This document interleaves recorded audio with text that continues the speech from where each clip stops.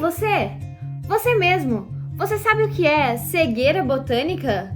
Quer descobrir? Então vem com a gente que vamos te contar! Meu nome é Sofia, eu tô no 4º período do curso de licenciatura em Ciências Biológicas. E junto com as minhas colegas Thalita e Jéssica, nós produzimos uma cartilha que está recheada de curiosidades. Nela nós vamos falar sobre cegueira botânica, a importância de conhecer a botânica num aspecto social, econômico, ambiental. Vamos falar sobre plantas medicinais entre as gerações, plantas medicinais no uso atual, quais plantas medicinais são as mais conhecidas do sul de Minas. Vamos falar sobre formas de cultivo, formas de consumo e muito mais. E agora a minha amiga Thalita vai falar um pouquinho para vocês sobre a cegueira botânica. O que é a cegueira botânica, Thalita? Olá, me chamo Thalita e assim como a Sofia, sou acadêmica do 4º período do curso de Ciências Biológicas no Instituto Federal do Sul de Minas, campus Muzambinho. E eu tô aqui para responder a pergunta dela. A definição de cegueira botânica é a incapacidade de perceber as plantas no ambiente e encontrar as suas funções. Sendo assim, as pessoas veem as plantas como simplesmente mato, o que elas não são. Na nossa cartilha, vocês vão perceber que a gente fala da importância social, econômica e ambiental que as plantas têm no planeta Terra. A nossa cartilha vai ser como um óculos para uma pessoa míope. Assim que vocês colocarem, vão conseguir ver as plantas. Isso, gente. Agora eu vou passar para a Sofia, que ela vai falar um pouquinho para vocês sobre o uso medicinal das plantas. O uso das plantas medicinais não começou com a nossa vozinha fazendo chá para dor de barriga, não. O uso das plantas medicinais é tão antigo quanto o próprio ser humano. Não acredita? Descobertas arqueológicas de fósseis de Neandertal no Iraque, datadas de mais de 60 mil anos, revelam o uso de plantas medicinais utilizadas ainda hoje na medicina popular. Isso mesmo.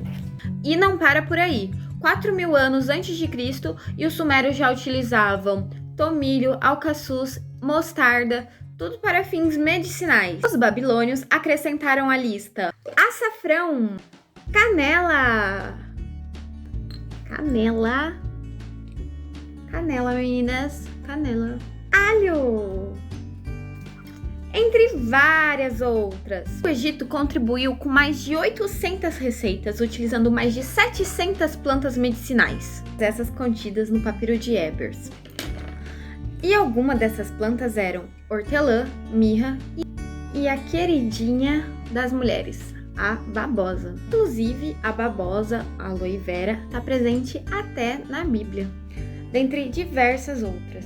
A medicina tradicional chinesa também contribuiu muito com a fitoterapia. No Brasil, os povos indígenas dominam o conhecimento empírico sobre as plantas medicinais. Também os quilombolas, caiçaras, seringueiro, ribeirinho. E para quem é da roça, assim como eu, sabe que o povo antigo de área rural também sabe um tanto de coisa. É chá para tudo quanto é coisa. E apesar desse conhecimento não ser cientificamente comprovado, ele contribui muito para que novas descobertas sejam feitas sobre os compostos presentes nas plantas. Atualmente, nós temos vários medicamentos modernos que têm como base os princípios ativos que vêm de origem vegetal.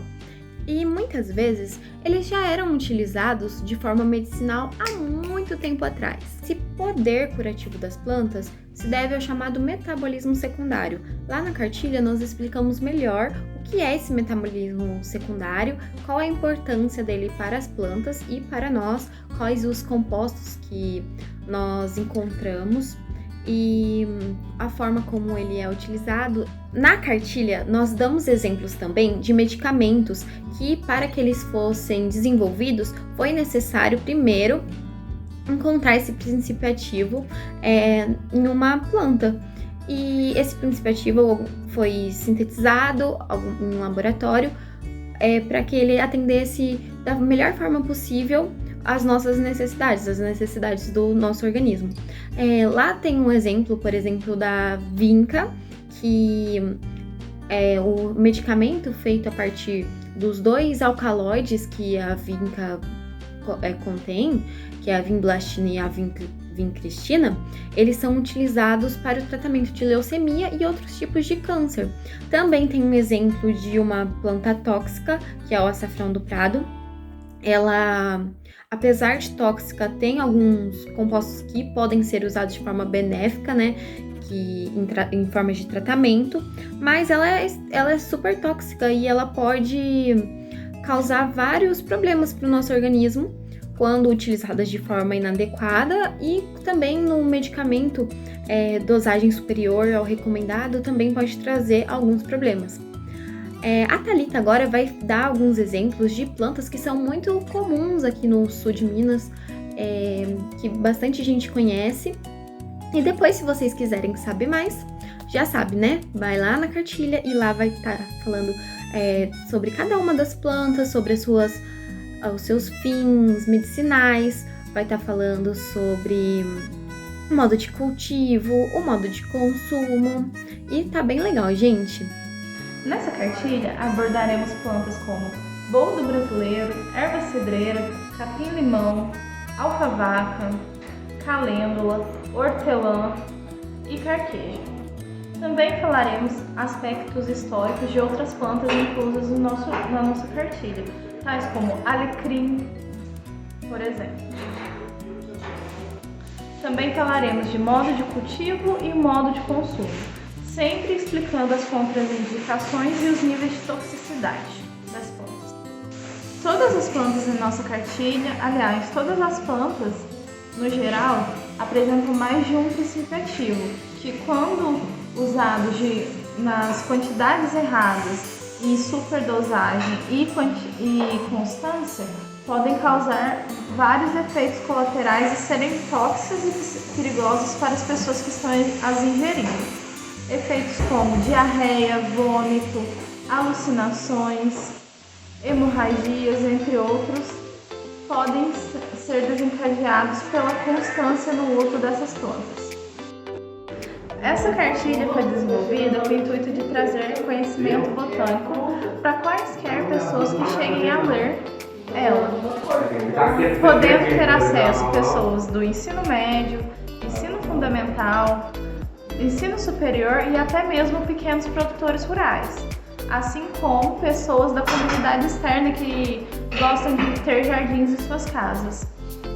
Só para ressaltar o que a Thalita disse, muito cuidado quando você for ingerir qualquer tipo de planta medicinal. Mesmo que ela traga benefícios, o uso contínuo ou a dosagem que não é recomendada.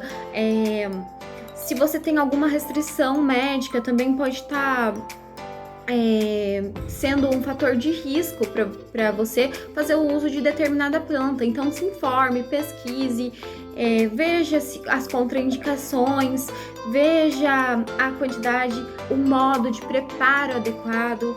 Todos esses fatores são muito importantes para que se mantenha a segurança. Fora isso, as plantas... e também não vai catando aí qualquer planta sem saber se é realmente a planta certa. Pesquise a planta para ter certeza que é aquela. É mais recomendado até que se compre de vendedores seguros a planta já empacotadinha, certinho, para fazer o uso adequado. E se informe através de profissionais da área. E, ademais, é isso, gente. As plantas medicinais, elas ajudam muito, sim.